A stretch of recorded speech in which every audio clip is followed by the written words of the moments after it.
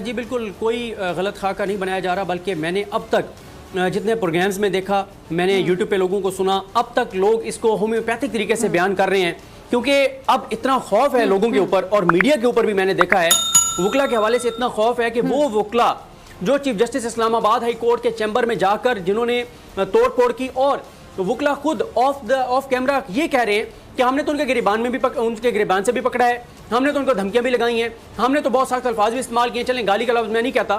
तो अब लोग इस हद तक खौफजदा हैं कि लोग इस चीज़ के ऊपर खुलकर बात करने से भी डरते हैं, क्योंकि इसको आप ना तो एहतजाज कह सकते हैं, ना आप इसको कह सकते हैं कि वो कोई अपना जो है वो हक मांगने गए थे, इसको आप खुलेआम सरेआम दो टोक आप इसको दहशतगर्दी कहेंगे। इस तरह से chief justice Islamabad high court के चैम्बर में जाना, गमले तोड़ना, इस तरह से खिड़कियां तोड़ना, इस तरह से जाके और वहां पे बदमाशी करना, ये किसी भी तौर पे एक पढ़ी लिखी कम्युनिटी को ये जेब नहीं देता। लेकिन बदकिस्मती से हम ये देख रहे हैं कि 2006-7 और उसके बाद वो जो सारी एक तहरीक चली, और उस तहरीक में जो वकला को मजबूत किया गया और वो इतने मजबूत हो गए और उनके हाथ इतने मजबूत कर दिए गए कि अब उन्हीं वकला के हाथ जजेस के गिरबानों तक पहुंच गए हैं।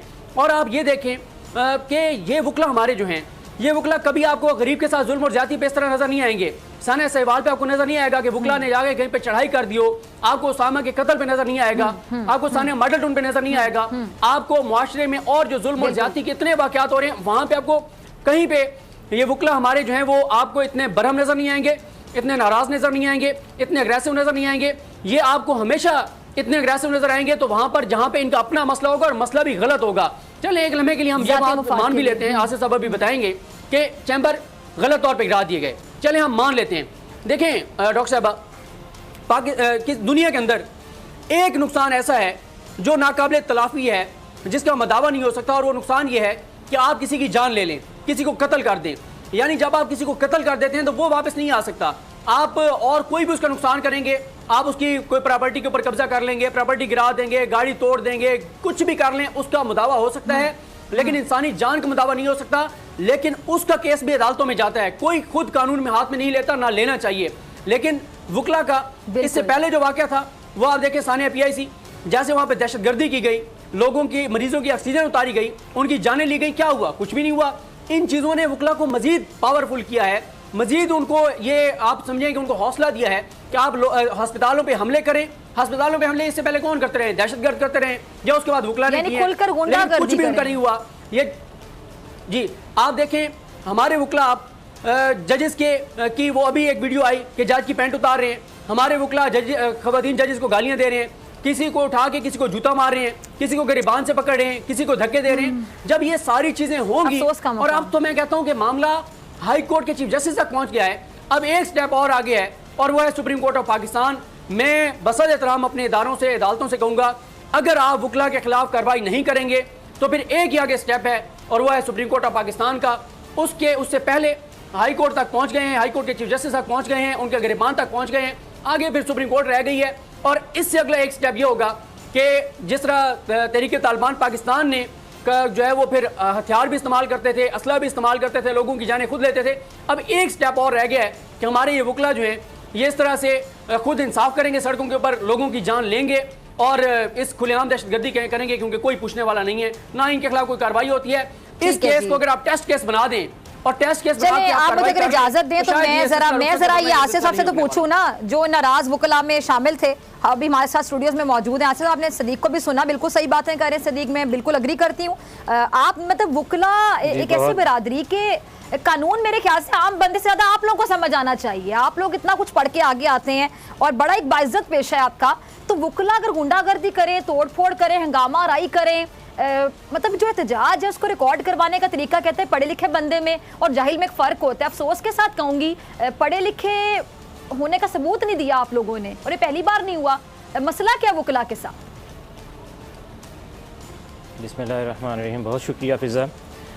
2-3 नाम हैं जो आप मीडिया वालों ने वकला के रखे हुए हैं, नाराज़ वकला, गुंडागर्दी, वकला गर्दी, ये टर्म्स कहाँ पे बैठ के इजाद हुई है? जरा हमें वो डिक्शनरी तो दिखा देना। सुन लीजिए, आप सुनिए मैम, सुनिए, नहीं हाल बता रहे हैं, आप इंटरप्ट नहीं करेंगे। मैं आपके लिए कौन सा अल्फाज इस्तेमाल करूं? गलत बात ना करें आप। नहीं, आप मुझ पे गलत इल्जाम मुझे बोलने देंगे? आप मुझे बताएं कि आपके लिए मैं नहीं, आपने नाराज वकला का लफ्ज बोल के मेरे साथ अटैक किया, गुंडागर्दी आपने इस्तेमाल किया। नाराज, एक मिनट ना, आसिफ साहब मेरी बात सुने। नाराज तो बड़ा एक मेरे ख्याल से बड़ा एक रिस्पेक्टेबल लफ्ज है आपकी हरकत के बाद। नाराज तो बड़ा छोटा लफ्ज है जो आप लोगों ने किया उसके बाद। चलना है मोहतरमा, चलें जी कीजिए, लेकिन झूठ ना बोलिए तो देना प्लीज जी। बोलिए। ये तो आप नहीं ना तय करेंगे इस झूठ क्या क्या और सच क्या है।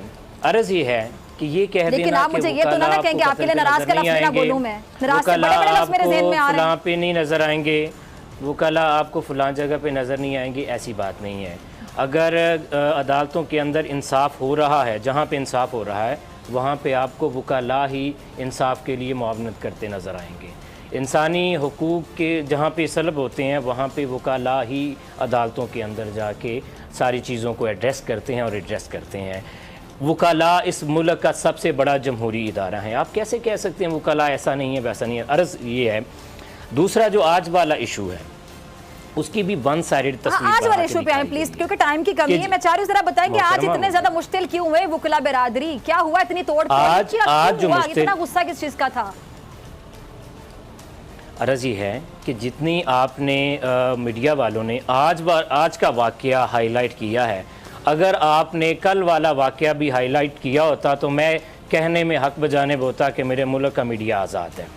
अर्ज़ ये है, औरतें वो हैं जिनको आप कहें, क्या वकील औरत नहीं है जिनको थप्पड़ मारे गए, जिनके सरों से दुपट्टे उतारे गए? वो खातून नहीं है? उस औरत का कोई हक नहीं है? उस औरत की कोई तकद्दुस नहीं है?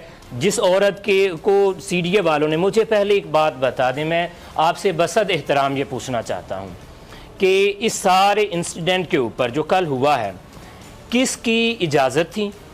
वकला के चैम्बर्स गिराना, जो 40 साल से बने हुए हैं लॉयर्स के चैम्बर्स, उनको गिराया गया है और वहाँ पे वकला को मारा गया है। 10-12 वकला को विदाउट एनी FIR जो है वो गुंडागर्दी करते हुए गिरफ्तार किया गया है। किस थाने में है कोई पता नहीं, किसकी ज़मानत हो सकती है कोई पता नहीं। पूरी कचहरी के अंदर अगर आप आज़ाद मीडिया वाले आज के दिन में जाएं या सुबह चले जाएं तो पूरी कचहरी का एक इंसाफ पे मबनी आज़ाद मीडिया वाला तासुर देते हुए ज़रा सर्वे कर लें, कोई एक चैम्बर जो है वो वहाँ पे आपको सही सलामत नज़र नहीं आएगा। तो ये सारा वाक़या भी अगर आपने दिखाया होता तो मेरे ऊपर होने वाला क्रिटिसिज्म मैं बसद इज्जत व एहतराम तस्लीम कर लेता कि आज आप जो मीडिया मेरा मीडिया दिखा रहा है वो बहुत अच्छी बात है। ठीक है, एक मिनट सदीक, आपके साथ एक बड़े सीनियर रिपोर्टर हैं, बहुत ही सीनियर जर्नलिस्ट हैं। सदीक, मुझे जरा बताइएगा, जो मीडिया पे इल्जाम ये लगा रहे हैं, जरा आप जरा समझाएं इनको कि मीडिया का क्या कसूर है इसमें? मीडिया ने तो वो दिखाया जो उन्होंने किया। बात जायज़ है, बात देखें, आसिफ साहब की बात दुरुस्त है, कचहरी के हालात बहुत बुरे हैं। इनकी ये बात भी दुरुस्त है कि वहाँ पे ख़वातीन जजेस कुछ ऐसे हैं जिनके वहाँ पे वॉशरूम नहीं है, वहाँ पे वकला के लिए सहूलियात नहीं है। ये सारी बातें दुरुस्त हैं। ये चलें, एक लम्हे के लिए मैं इनकी ये बात भी मान लेता हूँ कि ये ऑपरेशन गलत किया गया, वो चैम्बर गलत गिराया गया, यहाँ तक भी मान लेता हूँ। लेकिन मेरा आसिफ साहब से सवाल ये है कि अगर मेरा घर, ये कह रहे हैं कि 40 साल से चैम्बर थे और गिरा दिए गए, अगर मेरे ये वकील हैं और मैं इनका क्लाइंट हूँ या मैं इनके पास मशवरा मांगने गया हूँ, मैं कहता हूँ आसिफ साहब 50 साल से हमारा अजदाद का आबा अजदाद का घर था और उसको गिरा दिया गया है कि ये गैर कानूनी था, तो आसिफ साहब आप क्या फरमाते हैं, मुझे क्या करना चाहिए? तो आसिफ साहब मुझे कहेंगे कि सदीक जान साहब आप ऐसे करें कि आप मुझे केस दें, मैं आपका केस लड़ूंगा। मैं कहूँगा आसिफ साहब ऐसा ना करूँ कि मैं कोई कान टुट्टों को, कोई गुंडों को, कोई बदमाशों को, कोई गली मोहल्ले में जो बैठे होते हैं उनको इकट्ठा करूँ और जाके मैं घुस जाऊँ DC के कमरे में, पुलिस के कमरे में। आसिफ साहब मुझे कहेंगे नहीं नहीं नहीं सदीक जान साहब ये आपने नहीं करना, ये मुल्क आइन के तहत चल रहा है, ये मुल्क कानून के तहत चल रहा है। आप मुझे बताएं, मैं जाऊंगा अदालत में, आपको अदालत से रिलीफ मिलेगा, मुझे ये मशवरा देंगे आसिफ साहब।